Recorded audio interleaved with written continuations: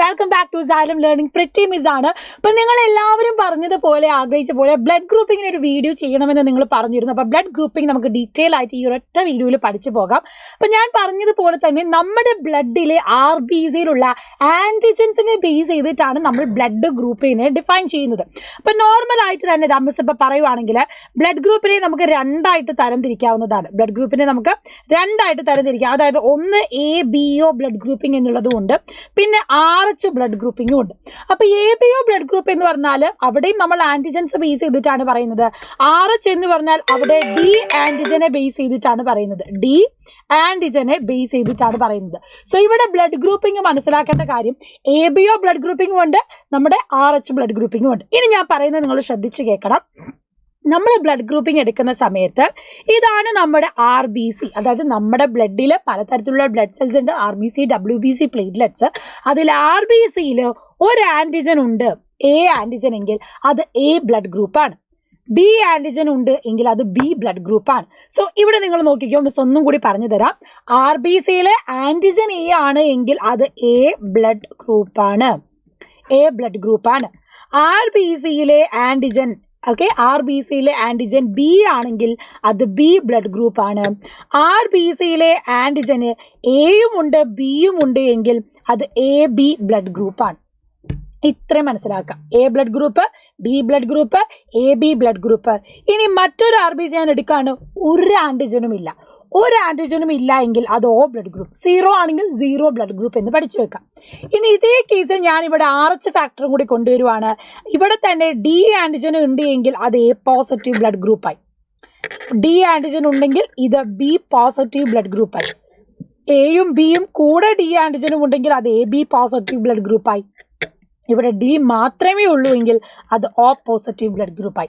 So D ഇല്ലാത്ത പക്ഷം, അപ്പൊ D ഉണ്ട് എങ്കിൽ പോസിറ്റീവ് ആണ് എങ്കിൽ, D ഇല്ലാത്ത പക്ഷം നമുക്കതിന് എന്ത് പറയാം, നെഗറ്റീവ് ബ്ലഡ് ഗ്രൂപ്പ് എന്നും പറയാം. സോ ഞാൻ വേറെ ഒന്നും കൂടി ഇവിടെ വീണ്ടും ആദ്യം നമ്മൾ വരച്ചത് വരയ്ക്കാണ്.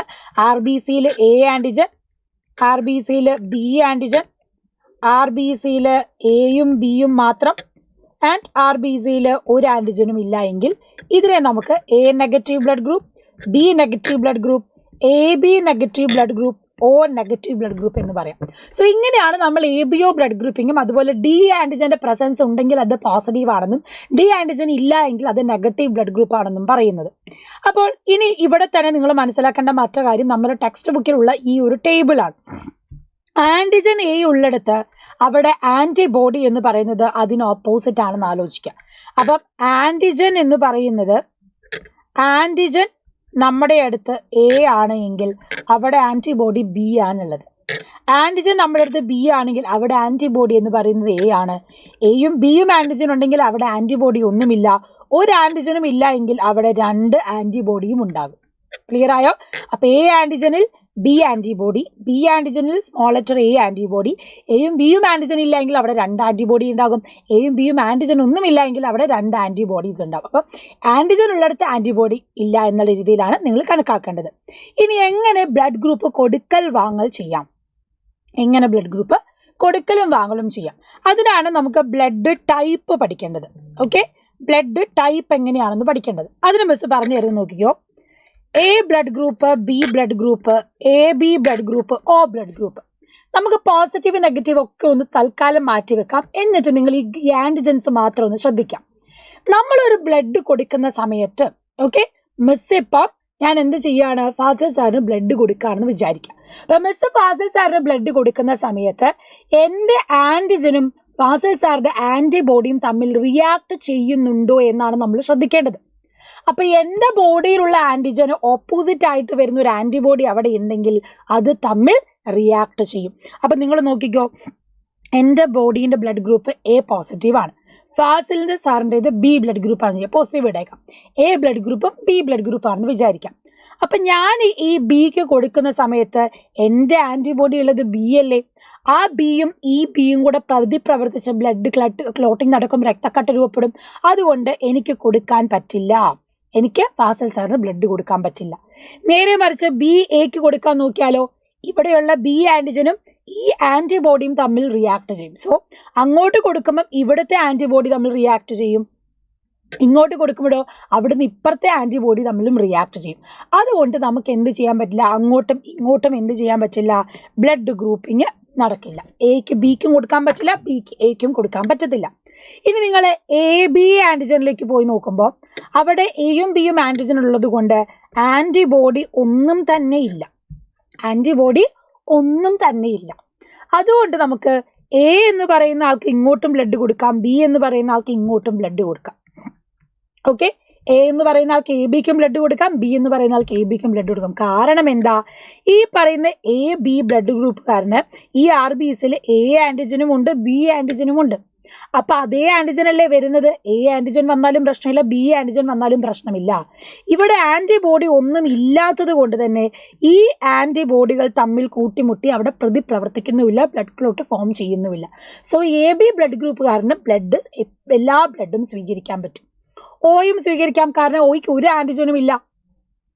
മനസ്സിലായോ? ഇവിടെ ആൻറ്റിബോഡി തമ്മിൽ റിയാക്ട് ചെയ്യുന്നുമില്ല. ഇനി നേരെ മറിച്ച് നമ്മൾ അടുത്തൊരു കേസ് എടുക്കുമ്പോൾ എക്ക് ഓയ്ക്ക് കൊടുക്കാൻ പറ്റുമോ? കാരണം എന്താ, ഇവിടെ ആൻറ്റിബോഡി ഇല്ല എയും ബിയും. അപ്പൊ ഈ എ എന്ന് പറയുന്നത് ഈ എയും ബിയും ഉണ്ട് ആൻറ്റിബോഡീസ്.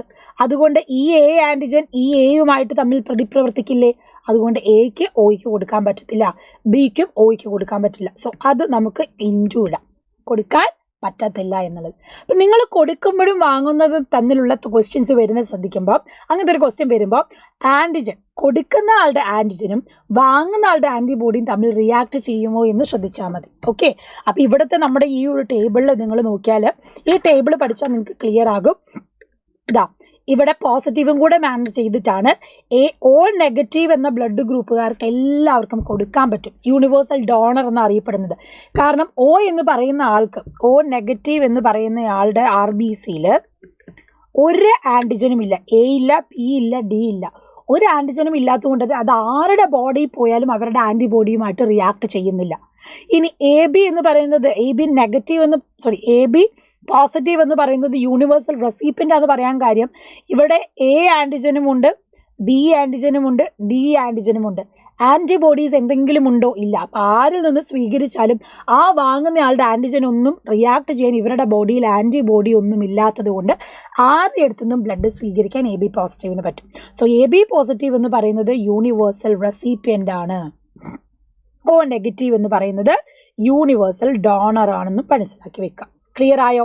ഇനി ഇത് എളുപ്പത്തിൽ മനസ്സിലാക്കാൻ ഞാൻ അവിടെ കൊടുത്തിട്ടുള്ളത്, എ ബ്ലഡ് ഗ്രൂപ്പിന് ആൻറ്റിജൻ എന്ന് പറയുന്നത് എ ആണ്, blood cell type antigen A ആയിരിക്കും, ആൻറ്റി ബി അല്ലെങ്കിൽ സ്മോൾ ലെറ്റർ ബി ആയിരിക്കും എന്ത് വരിക, ആൻറ്റിബോഡീസ് വരിക.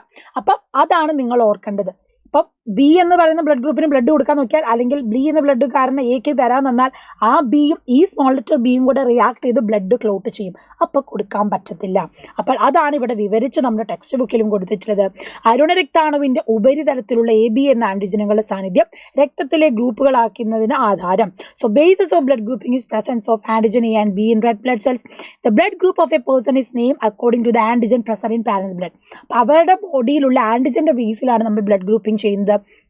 ഈ ട്രാൻസ്ഫ്യൂഷൻ നടത്തുന്ന സമയത്ത് antibodies present in the blood plasma. Antibodies എവിടെയാണ്? രക്തത്തിലെ പ്ലാസ്മയിലാണ്.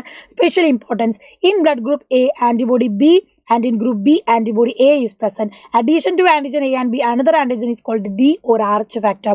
Blood group in which Rh factor is present are known as positive blood group. Rh positive ഉള്ളവർ, അതായത് Rh ഉണ്ടെങ്കിൽ അത് പോസിറ്റീവ് ബ്ലഡ് ഗ്രൂപ്പ് ആണ്. ഇനി ബ്ലഡ് കൊടുക്കൽ വാങ്ങൽ ചെയ്യുമ്പോൾ a foreign antigen reaches one's blood. ഒരു ഫോറിൻ ആൻറ്റിജൻ വേറൊരാളുടെ ബ്ലഡിൽ എത്തിക്കഴിയുമ്പോൾ it stimulate defence mechanism receiving unmatching blood. Antigen present in donor blood, antibody present in the recipient. അത് നോട്ട് ചെയ്ത് തന്നെ വെച്ച് പഠിക്കാം. recipient blood will react, form blood clot, hence everyone cannot receive blood from all blood group. അപ്പം ഒരാൾ നമ്മുടെ ബോഡിയിലേക്ക് വേറൊരാളുടെ blood എത്തുമ്പം നമ്മുടെ ബോഡിക്ക് അത് ഏതോ ഒരു ഒരു ആൻറ്റിജൻ ആയിട്ടാണ്, വേറൊരു ഏതോ ഒരാൾ എൻ്റെ ബോഡി കയറുന്നു എന്നാണ് നമ്മുടെ ബ്ലഡ് ഗ്രൂപ്പ് ചിന്തിക്കുക. അപ്പോൾ ആ ഒരു നമ്മുടെ ബോഡി അത് ചിന്തിക്കുമ്പോൾ അതിനെതിരെ ഡിഫൻസ് മെക്കാനിസം ആക്ട് ചെയ്യും. പക്ഷേ അത് മാച്ചിങ് ആയിട്ടുള്ള ബ്ലഡ് ആണെങ്കിൽ അത് നമ്മുടെ തന്നെ ആൻറ്റിജനോ അല്ലെങ്കിൽ നമുക്കെതിരെ ആയിട്ടുള്ള അല്ലെങ്കിൽ നമ്മുടെ ബോഡിയിലുള്ള ആൻറ്റിബോഡിക്ക് എതിരെയുള്ള ആൻറ്റിജനും അല്ല എങ്കിൽ ആ ബ്ലഡിനെയും സ്വീകരിക്കും. ആ വാങ്ങുന്ന അല്ലെങ്കിൽ നമ്മുടെ ബോഡിയിലേക്ക് വരുന്ന ആൻറ്റിജൻ നമ്മുടെ ആൻറ്റിബോഡിക്കെതിരെ റിയാക്ട് ചെയ്യുമെങ്കിൽ അത് നമ്മൾ സ്വീകരിക്കാൻ പാടില്ല. ഇത്രയുമാണ് ബ്ലഡ് ഗ്രൂപ്പിങ്ങിൽ നിങ്ങൾ ശ്രദ്ധിക്കേണ്ടത്. ഇതുപോലത്തെ ക്വസ്റ്റ്യൻസ് വരുമ്പോൾ ആലോചിച്ച് തന്നെ ആൻസർ ചെയ്യാൻ ശ്രദ്ധിക്കുക. So all the best.